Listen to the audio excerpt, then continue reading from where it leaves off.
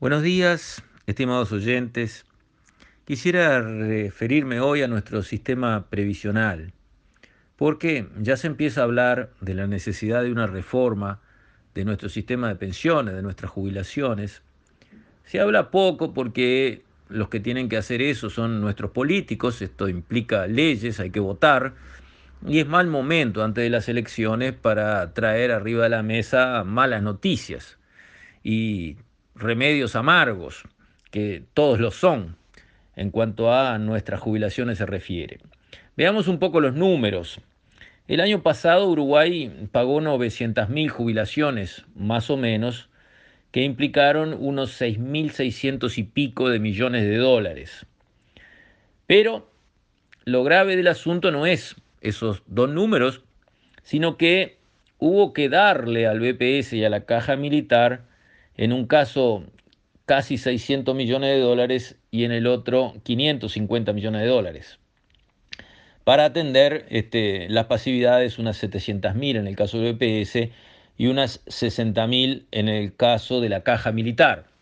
Y aquí permítanme un paréntesis porque siempre hay gente que le tiene bronca a los militares y que salta diciendo caramba, cuánta plata hay que darle a la caja militar para pagar nada más que 60.000 pensiones, ¿cómo puede ser?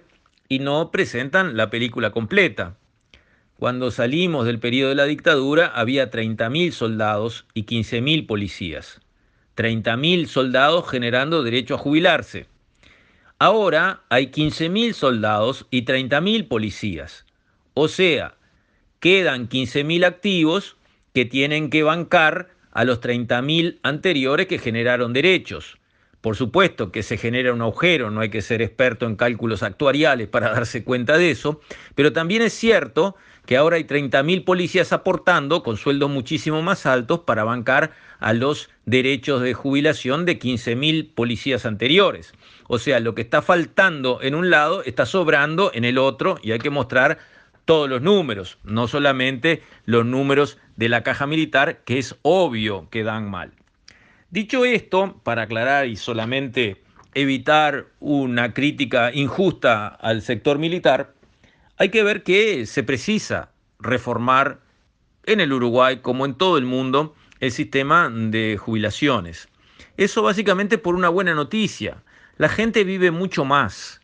La expectativa de vida se ha estirado décadas, en pocos años. En un siglo nomás, la expectativa de vida prácticamente se ha duplicado. Eso es una gran noticia. Pero eso conlleva a que los sistemas de jubilación que fueron pensados para aportarle recursos a personas que ya no trabajaban durante una cierta cantidad de años, cuando esa cantidad de años se estiró y se estiró y se estiró, obviamente se desfondaron. Y por lo tanto hay que corregirlo, no hay una opción, no hay una alternativa y es justo corregirlo. Porque una cosa era antes, cuando una persona se jubilaba a una edad temprana, pero vivía pocos años más, y otra cosa es ahora, cuando las personas, gracias a Dios, viven muchísimos años y además en general con buena salud, con buena cabeza, con buen nivel de actividad y bueno, está bien que la gente siga trabajando porque sigue estando fuerte y sana y le hace bien generar sus propios ingresos y de esa manera los sistemas se tienen que adaptar a las realidades. ¿Qué es lo que se puede corregir en un sistema de jubilaciones? Varias cosas. En primer lugar, la edad de retiro mínima aceptable por el sistema. En Uruguay es bien baja ahora, son 60 años, tanto para hombres como para mujeres. Y en realidad, visto que las personas viven tanto tiempo, por suerte, es algo que se puede considerar. En realidad la gente se jubila en promedio en Uruguay entre los 63 y los 64 años. Así que desde ese punto de vista, yo creo que cabe, en el caso uruguayo, subir la edad mínima de jubilación, como han hecho otros muchos países. Costa Rica la movió de 55 a 60 años en el 2016, Australia la subió de 63 a 67 años entre el 2017 y el 2023.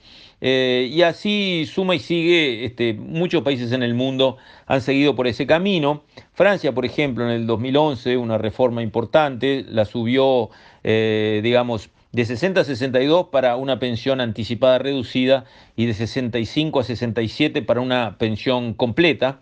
Y en otros países ha sucedido algo parecido. Además de la edad de retiro, otra exigencia del sistema pueden ser los años de trabajo. En Uruguay se exigen 30 años de trabajo, con una flexibilización que tuvimos en el año 2008, cuando había antes 35 años de trabajo y se bajó a 30 y se les permitió a las mujeres computar un año de trabajo por cada hijo que hayan tenido. Esas flexibilizaciones pusieron una carga sobre el sistema, evidentemente. Bueno, una alternativa es levantar los años mínimos requeridos para jubilarse. Por ejemplo, Bélgica lo aumentó de 40 a 41 años.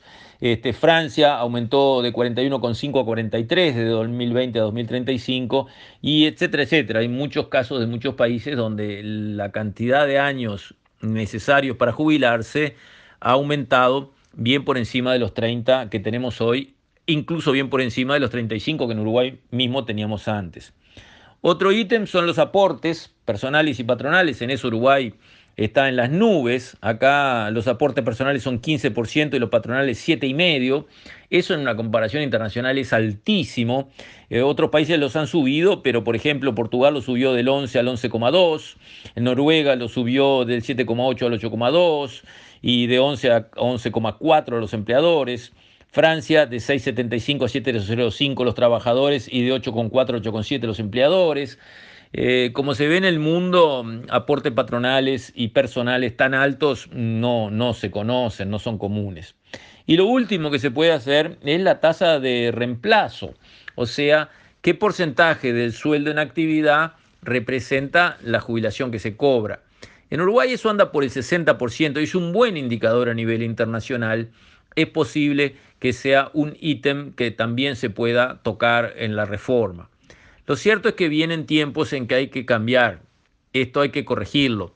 1.100 millones de dólares por año que todos tenemos que poner de impuestos para pagar jubilaciones, y en una cifra creciente, es mucho. Eso el Uruguay no lo puede resistir en el mediano y largo plazo.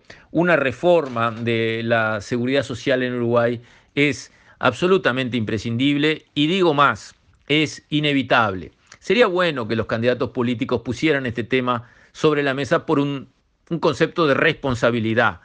Esto hay que corregirlo, es un trago amargo, hay que tomarlo, y es de buena política plantear los problemas de frente y como son.